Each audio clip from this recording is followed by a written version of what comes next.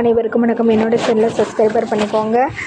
June மாதம் 29 கார்த்திகை தீபம் சீரியலில் என்ன நடக்குது அப்படின்னு சொல்லிட்டு பார்க்கலாமாங்க. அங்கே பார்த்தீங்க அப்படின்னா அந்த அம்மாவை வந்து சாமுண்டீஸ்வரி வந்து நம்ப மாட்டேங்கிறாங்க. அந்த கோமா ஸ்டேஜில் இருக்கக்கூடிய அந்த பொண்ணோட அம்மா வந்து இந்த மருதுங்கிறவன் ரெட்டுங்கிறவன் ரொம்ப மோசமானவன், என் பொண்ணோட வாழ்க்கையவே கெடுத்துட்டான் அப்படின்னு சொல்கிறாங்க. அதனால தான் நாங்கள் அதை வந்து சொல்கிறதுக்காக வந்தோம் அப்படி இப்படின்னு சொல்கிறாங்க. சாமுண்டீஸ்வரி வந்து அது பெரிய இது மாதிரி நம்பாமல் எல்லாமே இவங்க அதோட ஏற்பாடு கார்த்தியோட ஏற்பாடு அப்படிங்கிற மாதிரி பேசிட்டு இருக்கிறாங்க. அப்போ கார்த்தி சொல்கிறாங்க, அம்மா இவங்களாம் எது சொன்னாலும் நம்ப மாட்டாங்க, நீங்கள் போங்கம்மா நான் பார்த்துக்கிறேன் அப்படின்னு சொல்லிட்டு அனுப்பிச்சி விட்றாங்க. அதுக்கப்புறமா இருந்துக்கிட்டு இதுக்கெல்லாம் காரணம் உங்கள் தங்கச்சிக்கு எல்லாமே தெரியுங்கிற விஷயத்தையும் சொல்கிறாங்க. ஆனால் சாமுண்டீஸ்வரி நம்ப மாட்டேங்கிறாங்க.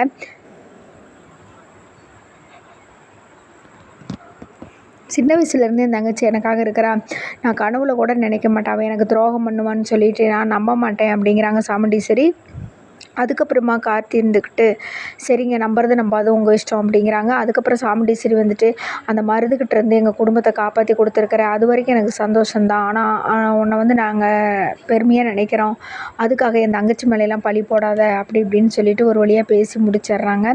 அதுக்கப்புறமா பார்த்திங்கன்னா அங்கே ராஜராஜேஸ்வரன் வந்துட்டு ஆஸ்பத்திரியில் பெட்டில் இருக்கிறாங்க. அப்போ டாக்டர் சொல்கிறாங்க பிளட் ரொம்ப லாஸ் ஆகிருக்குதுங்க, அந்த பிளட்டு போயிட்டு இருக்கிறத வந்து இப்போதைக்கு நிறுத்தி வச்சுருக்கிறோம், அவர் கிரிட்டிக்கலாக தான் இருக்கிறாரு, பிளட்டெல்லாம் கொஞ்சம் தேவைப்படும், நாங்கள் இன்னும் ஒரு 1 ஹவர் கழிச்சு தான் எதாக இருந்தாலும் சொல்லுவோம் அப்படிங்கிறாங்க.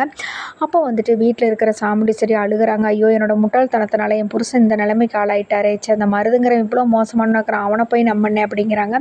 உடனே சுவாதி இருந்துக்கிட்டு அம்மா அப்பா வந்துடுவாராம்மா பழையபடிக்கிட்டு வந்து சுவாதின்னு சொல்லுவாரா, தைரியமாக இருப்பேன். உடனே ரேவதி இருந்துக்கிட்டு சுவாதி அழுகாத, நம்ம அப்பா தைரியமானவர், கண்டிப்பாக மீண்டு வருவார், எல்லாமே நல்லதே நடக்கும் அப்படின்னு ஒருத்தருக்கு ஒருத்தர் ஆறுதல் சொல்லிக்கிட்டு எல்லாம் அழுதுகிட்டு ஃபீல் பண்ணிகிட்டு இருக்கிறாங்க. உடனே கார்த்திகிட்ட வந்துட்டு ரொம்ப ஃபீல் பண்ணுறாரு. சகல ஒன்றும் இல்லை, அவர் வந்து கண்டிப்பாக வருவார், கும்பாபிஷேகம் நடத்துவார், நீங்கள் ஒன்றும் கவலைப்படாதீங்க அப்படின்னு சொல்லிட்டு இது பண்ணிகிட்ருக்குறாங்க. அப்போ வந்து கார்த்தி அப்படியே வெளியில் போயிட்டு சோகமாக உட்காந்துட்ருக்கிறாரு. அப்போ வந்து ஒருத்தருக்கு ஒருத்தர் மன உளைச்சல், ரொம்ப மன உளைச்சலில் இருக்கிறாங்க. இப்படி நடந்துருச்சு அப்படின்னு சொல்லிட்டு அப்போ கார்த்திகிட்ட ரேவதி வராங்க. மாமா நீங்கள் மட்டும் வந்து சரியான நேரத்தில் என்னை காப்பாற்றலைன்னா ஒரு கேவலமானவனுக்கு நான் பொண்டாட்டியாக போயிருப்பேன், எனக்கு ரொம்ப எத்தனை தடவை நன்றி சொன்னாலும் தகுங்கிறாங்க. பரவாயில்ல ரேவதிங்கிறாங்க. அப்பாவும் நினச்சி இவ்வளோ தூரம் அப்பாவையும் நீங்கள் காப்பாற்றி கொண்டு ஆஸ்பத்திரியில் சேர்த்துட்டீங்க, எப்படியாவது அப்பா உயிர் பிழைச்ச, கவலைப்படாத ரேவதி, கண்டிப்பாக அப்பா உயிர் பிழைச்சி வந்துடுவார், நீ எதுக்கும் கவலைப்படாத அப்படின்னு சொல்லிட்டுருக்குறாங்க. இதுக்கட்டையில் இருந்துக்கிட்டு அங்கே வந்துட்டு சாமுண்டீஸ்வரி இவங்களாம் நின்றுட்டுருக்குறாங்க. அப்போ ஒருத்தருக்கு ஒருத்தர் பேசிகிட்டு இருக்கிறப்ப சாமுண்டீஸ்வரி தங்கச்சிக்கு வந்து சந்திரகலாவுக்கு ஃபோன் அங்கேருந்து சிவனாண்டிக்கிட்டேருந்து வருது. இவர் எதுக்கு இந்த நேரத்தில் கூப்பிட்றாரு அப்படின்னு சொல்லி இது பண்ணுறாங்க. நான் ஆஸ்பத்திரியில் பின்னாடி இருக்கேன் நீ வாங்குறாங்க. ஐயோ இவர் எதுக்கு வந்தாருன்னொன்னே ரேவதி நான் போய் அம்மாவுக்கு ஜூஸ் வாங்கிட்டு வரேன் அப்படின்னு போய் சொல்லிட்டு பின்னாடி வராங்க. நீங்கள் எதுக்குங்க இப்போ ஆஸ்பத்திரிக்கு வந்தீங்க அப்படிங்கிறாங்க. இல்லை எனக்கு ஒரே குழப்பமாக இருக்குது, கல்யாணம் நம்ம எவ்வளோ பிளான் பண்ணி எவ்வளோ கணக்கச்சிதமாக பண்ணணும், ஆனால் கல்யாணமும் நின்று போச்சு, என்ன நடந்துச்சுன்னு எனக்கு ஒன்றும் புரிய மாட்டேங்குது அப்படி இப்படிங்கிறாங்க. அது நின்னது நல்லதாக போச்சு, அந்த அவனை வந்து குத்திட்டான், இந்த மருது வந்து எங்கள் மாமாவை குத்திட்டான், அவன் ஆஸ்பத்திரியில் சீரியஸாக தான் இருக்கான், அவன் செத்து தொலையிட்டான், அதை பற்றி நமக்கு என்ன அப்படிங்கிறாங்க. அதான் ஒன்றும் பிரச்சனை இல்லை, இப்போ நான் சொல்கிறது கேளுங்க, இன்னொரு ஐடியா இருக்குது அப்படிங்கிறாங்க. இப்படியே தான் நம்ம எந்த ஐடியாவும் போட்டால் எல்லாமே சொதப்பிடுது சந்திரா, இந்த கல்யாணம் நம்ம எப்படியோ பிளான் பண்ணணும், ஆனால் கடைசி நேரத்தில் இப்படி ஆயிடுச்சு அப்படிங்கிறாங்க. நீங்கள் அதுக்கு ஒன்றும் கவலைப்படாதீங்க, நான் இன்னொரு ஐடியா சொல்கிறேன், ராஜராஜேஸ்வரனுக்கு உடம்பு சரியில்லைங்கிறத போய் ஊர் ஃபுல்லாக பரப்புங்க அப்படிங்கிறாங்க. அதனால் நமக்கு என்ன லாபம் அப்படின்னு சொல்லி கேட்குறாங்க.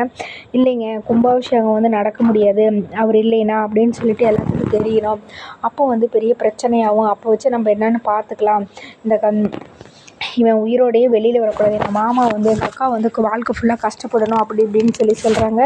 சரி அப்படின்னு சொல்லிட்டு சரி நான் போய் ஊருக்குள்ளே பரப்புகிறேன் அப்படின்னு சொல்லிட்டு சிவனாண்டி அவங்களும் போய் ஊரில் இருக்கிற எல்லாத்தையும் பரப்பி ஊர்க்காரங்களெல்லாம் வர சொல்லிடுறாங்க.